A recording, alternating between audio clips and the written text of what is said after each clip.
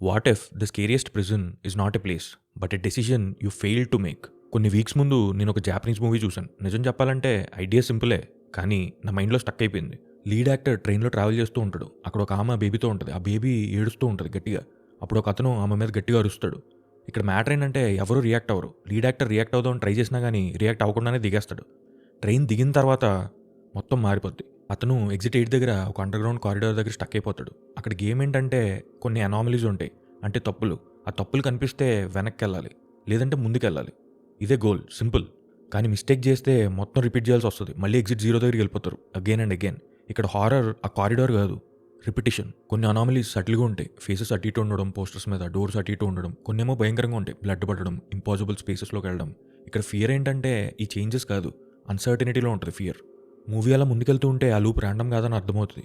Lead actor internal స్టేట్‌తో connect అయ్యి ఉంటుంది. అతని ఎక్స్ గర్ల్ ఫ్రెండ్ కాల్ చేసి ప్రెగ్నెంట్ అని చెప్తుంది. ఏం చేద్దామని అడుగుతుంది. ఇతనేమో ట్రైన్‌లో ఆమె గురించి ఆలోచిస్తూ ఉంటాడు. ఆమెకు అలా జరుగుతుంటే డిఫెండ్ చేయలేదు అని చెప్పి ఇంటర్నల్‌గా డిస్టర్బ్ అవుతాడు. అప్పుడు అతను ఒక లైన్ చెప్తాడు. ట్రైన్‌లో ఆమెకు అన్యాయం జరుగుతుంటే నేను రియాక్ట్ అవ్వలేదు. ఇంకా ఫాదర్ ఎలా అవ్వగలుగుతాను అని. ఇక్కడ నాకు ఇంట్రెస్టింగ్ అనిపించింది ఏంటంటే హారర్ కాదు, మీనింగ్. ఎందుకంటే ఇది ఆల్మోస్ట్ ఎలా అనిపిస్తుంది అంటే మనం రైట్ థింగ్ చేయకపోతే మనం ట్రాప్‌లో పడిపోతాం అనిపిస్తుంది.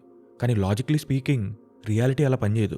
యూనివర్స్‌లో ఏదో మ్యాజికల్ పనిష్మెంట్ అనేది ఏమి ఉండదు. మీరు ఎవరికైనా హెల్ప్ చేయకపోతే లూప్‌లో ఏం పడిపోరు. రియాలిటీలో అలా ఏం వర్క్ అవ్వదు. కానీ మీ మైండ్‌తో ప్రాబ్లమ్ అవ్వచ్చు. అందుకే ఆ కారిడార్ సూపర్ న్యాచురల్ పనిష్మెంట్ కాదు, అది సైకలాజికల్. వరల్డ్ చేంజ్ అయింది కాబట్టి లూప్ ఎండ్ అవ్వలేదు. అతను చేంజ్ అయ్యాడు కాబట్టి ఆ లూప్ ఎండ్ అయింది. ఎండింగ్‌లో ఆ ట్రైన్ సీన్ మళ్ళీ రిపీట్ అవుతుంది. అతను ఉంటాడు, ఆమె ఉంటది, ఆ క్రయింగ్ బేబీ ఉంటది. కానీ ఈసారి లీడ్ యాక్టర్ యాక్ట్ చేస్తాడు. మేబీ మనమందరం కూడా సైకలాజికల్ లూప్స్‌లో ఉంటాం. అవే భయాలు, అవే హెసిటేషన్, మళ్ళీ మళ్ళీ అవే. ఈ మూవీని లిటరల్‌గా తీసుకోవాల్సిన అవసరం లేదు. కానీ ఇంపార్టెంట్ థింగ్ ఏంటంటే ఇదేం కర్మ స్టోరీ కాదు. అలా అని మ్యాజికల్ మొరాలిటీ స్టోరీ కాదు. కొన్ని మూవీస్ ఏంటంటే అవి రియాలిటీని ఎక్స్‌ప్లెయిన్ చేయవు, మనల్ని ఎక్స్‌ప్లెయిన్ చేస్తాయి. ఇక్కడ స్కేరియస్ట్ పార్ట్ ఏంటంటే మనలో చాలామంది ఈ లూప్స్‌ని అసలు నోటీస్ చేయం. అవే మిస్టేక్స్, అవే ప్యాటర్న్స్, అవే హెసిటేషన్స్ మళ్ళీ మళ్ళీ అవే రిపీట్ అవుతూ ఉంటాయి. చిన్న చిన్న వేరియేషన్స్ ఉన్నా ఏదో అదే ప్రోగ్రెస్‌లా ఫీల్ అయిపోతాం. మేబీ రియల్ ఎగ్జిట్ 8 డోర్ కాదేమో, అవేర్‌నెస్ అయి ఉండొచ్చు. మూవీ లాస్ట్‌లో ఎగ్జిట్ 8 నుంచి బయటకొచ్చింది బాడీ కాదు, ఒక మైండ్ సెట్. నెక్స్ట్ ఎపిసోడ్‌లో ఇంకా డిస్టర్బింగ్ ఐడియాస్ డిస్కస్ చేద్దాం.